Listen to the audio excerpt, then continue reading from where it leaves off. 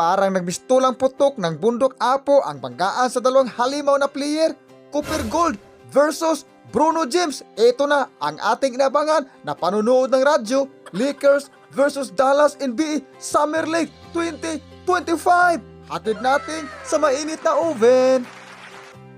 Eto na, umarangkada na si Bruno Mars. Isang step back ang binitawan. Panis ka dyan. At ito na, bumitaw ng long distance relationship si Bruno Mars upang kunin ang kalawang ay kalamangan pala. At 5 palakpak galing kay Bruno Mars. 5-0 in favor sa kampo ni Bruno. At sumagot ng isang broken-hearted na Tris ang Dallas. Pasok sa butas ng karayom.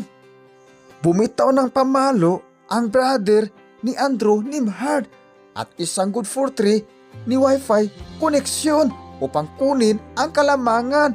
Under the saya, lahat ng mga chismosa ay mabait na. Ay nako, 4 minutes and 41 seconds na pala. Isang steal ng ating Cooper Gold. Ito na, tumatakbo na. Nagmistulang kabayo. Dak, puwet.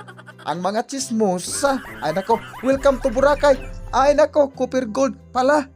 Piliin mo ang Pilipinas. Eto na, bumitaw ng elbow si Cooper Gold. At gusto na naman na makaisa.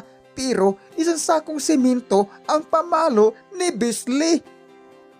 Isang anlin katas para sa matanda. Para sa mga buto-buto na lumakas. Ay nako, isang anwan pala kaling kay Cooper Gold. At sumagot na naman si Cole Swaga. Ay swider pala.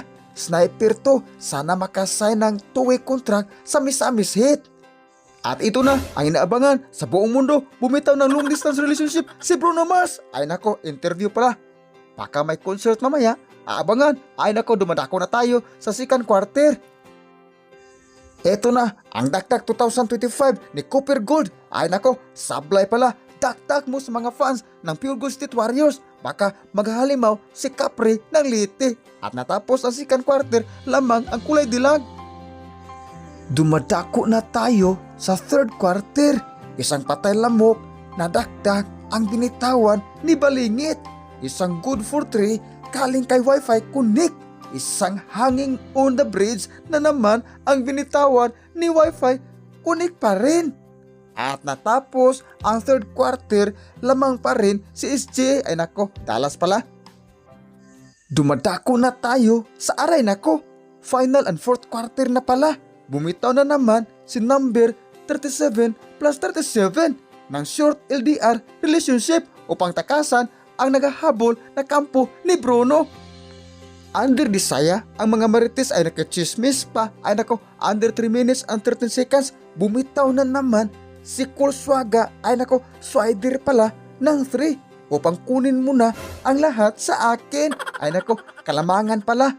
At sa wakas, paldo ang Lakers. At sa wakas, hindi na inabutan ng Lakers ang Dallas dahil nakasakay sila ng kabayo. Samantala, ang Lakers nakasakay ng kalabaw.